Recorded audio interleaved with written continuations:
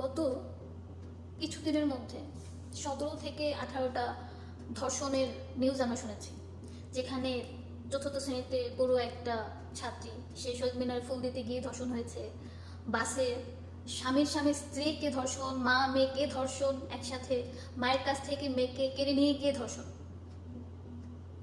কি অবাক করার বিষয় না যে বেশ কিছুদিনে এতগুলো ধর্ষণ হচ্ছে, ধর্ষণের পর ধর্ষণ। শুনতে এবং নিউজ প্রচার করতে বিষয়টা যত সহজ লাগে, ঘটনাটা কি আসলে এত সহজ? একটা বিষয় কি, অন্যান্য দেশে যদি আমরা এটাকে দেখতে যাই যে ধর্ষকদের বিরুদ্ধে কি কি ধরনের শাস্তি তারা রেখেছে, আর আমাদের দেশে যদি দেখতে যাই যে আমাদের দেশে এই ধর্ষণের বিপরীতে কি কি শাস্তি রাখা হয়েছে, তাহলে দেখবেন যে অন্যান্য দেশগুলো, আমাদের পার্শ্ববর্তী যে দেশগুলো আছে, যেমন হচ্ছে যে আরব কান্ট্রিতে সেখানে পাথর ছুঁড়ে মারা হয়, তারপর হচ্ছে আমেরিকাতে 30 বছর, রাশিয়াতে 20 বছর, তারপর মালয়েশিয়াতে মৃত্যুদণ্ড, আফগানিস্তানে 4 দিনের মধ্যে ধর্ষককে খুঁজে নিয়ে তারপর গুলি করে মৃত্যুদণ্ড। এরপর হচ্ছে দক্ষিণ আফ্রিকাতে 20 বছর, চীনে কোনো ট্রাইব্যুনাল নেই, ডাক্তারি পরীক্ষা নিরীক্ষাতে ধর্ষণ প্রমাণ হলেই মৃত্যুদণ্ড। তারপর আছে পোল্যান্ড, হিংস্র বুনো শুয়োরের খাঁচায় ধর্ষককে রেখে দেওয়া হয়। তারপর হচ্ছে মঙ্গোলিয়াতে যদি দেখি, সেখানে নিয়ম হচ্ছে ধর্ষিতার পরিবারের হাতে ধর্ষককে তুলে দেওয়া হয়। নেদারল্যান্ডে হচ্ছে ভিন্ন ভিন্ন ধরনের সাজা দেওয়া হয়। তো দেখেন তাদের দেশে কত ধর্ষণ হচ্ছে, বেশ কিছুদিনে লাগাতার কতগুলো ধর্ষণ হয়েছে। আর আমাদের দেশে ধর্ষকদের যখন কারাগারে নেওয়া হয়, তাদেরকে যখন কোর্টে তোলা হয়, দেখবে যে ধর্ষকদের মানে তাদের পক্ষেও কোনো না কোনো উকিল ধর্ষকের পক্ষ নিয়ে তাকে তার সাজা থেকে বাঁচানোর জন্য সাহায্য করে। তা আমরা কোন দেশে বসবাস করছি যে ধর্ষকরা তাদের জন্য উকিল আছে? মানে বাদী পক্ষের জন্য তো উকিল থাকবে, একজন ধর্ষিতার পক্ষে উকিল থাকবে, কিন্তু বিবাদী পক্ষ যিনি একজন ধর্ষক, তাকে সাহায্য করার জন্য উকিল আছে। এবং সেই উকিল কখনো কখনো দেখা যায় যে ধর্ষক যদি ক্ষমতাশালী প্রভাবশালী হয়, তাহলে তার মামলা হয়ও না, বা ধর্ষিতার পরিবারকে দেখা যায় হুমকি ধুমকি দিয়ে চুপ করিয়ে দেওয়া হয়। তো এই ধর্ষণগুলোর ঘটনা আমরা শুনতে পাই।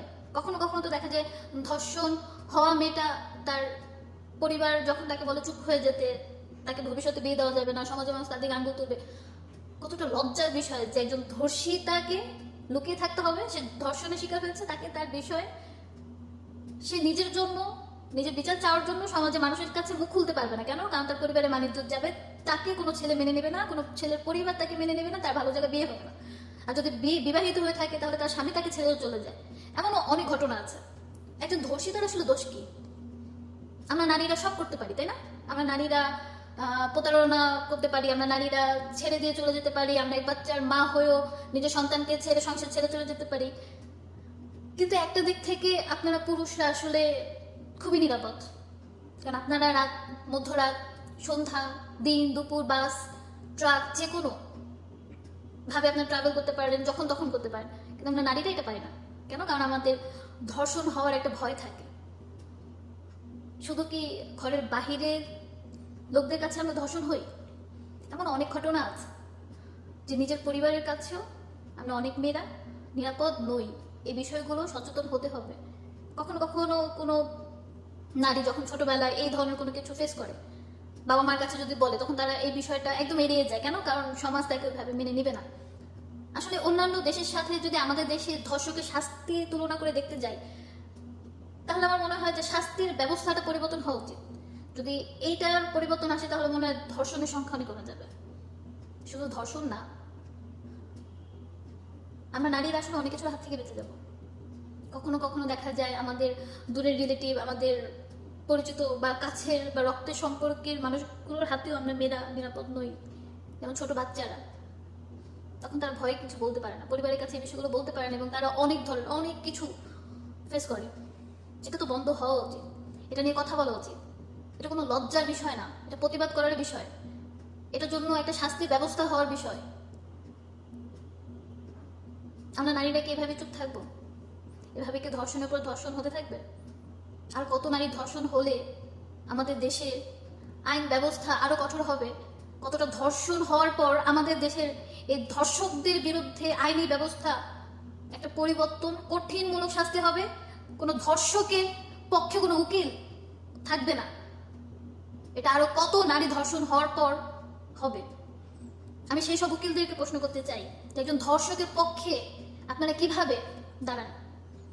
আজকে আপনার মেয়ে যদি ধর্ষণ হতো, আপনার নিজের স্ত্রী যদি ধর্ষণ হতো, আপনার মা যদি ধর্ষণ হতো, আপনার বোন যদি ধর্ষণ হতো, আপনার নিজের কন্যা সন্তানটা যদি ধর্ষণ হতো, তাহলে কি আপনি সেই ধর্ষকের পক্ষে কোর্টে দাঁড়াতে পারতেন? আমার মনে হয় ওই উকিলদের উচিত ধর্ষকদের পক্ষে ওইটা টাকা ইনকাম করার জন্য আপনারা ধর্ষকদের পক্ষে দাঁড়িয়ে আপনারা তাদেরকে বাঁচিয়ে দেন। ধর্ষণ বিষয়টি কি জানেন? নারীর ইচ্ছার বিরুদ্ধে যেটা হয়। আপনি যান না, টাকা খরচ করেন, পতিতালয়ে যান, সেখানে স্বেচ্ছায় নারীরা টাকার বিনিময়ে আপনাকে তাদের দেহটা দিয়ে দেবে। কিন্তু যেই নারীটা আপনাকে চিনে না, জানে না, রাস্তায় দেখলেন আপনি সিরিয়াস হয়ে গেলেন। আপনারা ছেলেরা তো বরকা পরা মেয়ে দেখলেও সিরিয়াস হয়ে যান, আপনারা শাড়ি পরা মেয়ে দেখলেও সিরিয়াস হয়ে যান, আপনারা সবকিছু ঢাকা দেখলেও সিরিয়াস হয়ে যান, আপনারা খোলা দেখলেও সিরিয়াস হয়ে যান। আর তারপর দোষ হয় কাদের? যে নারীর চলাফেরার সমস্যা, নারীর পোশাকের সমস্যা, তখন তার পুরনো ভিডিও বের করেন, তার তার স্বাভাবিক চলাফেরা, তার প্রতিদিনের চলাফেরার বিষয়ে ঘেটে ঘুটে সে নারী দোষ বের করেন। আচ্ছা ধরেই নিলাম একটা নারী ওয়েস্টার্ন চলাফেরা করে, তাই বলে কি সে বলছে যে আসেন আমাকে ধর্ষণ করে?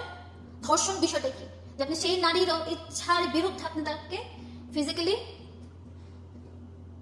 আর কতটা ধর্ষণ হবে? এটা কোনো সাধারণ বা কোনো স্বাভাবিক বিষয় নয়। এটা নিয়ে আমাদের আসলে কিছু একটা করা উচিত। ধর্ষকদের শাস্তি কঠিনের চাইতে কঠিন হওয়া উচিত। সে যতই ক্ষমতাশালী প্রভাবশালী হোক না কেন, ধর্ষকের শাস্তি একটাই হওয়া উচিত, মৃত্যুদণ্ড, আর কিছু না। এটা আপনাদের কাছে আমার অনুরোধ। একজন নারী হিসেবে আমি চাই আপনারা প্রতিবাদ করেন, প্রতিবাদ হওয়া উচিত। ধন্যবাদ।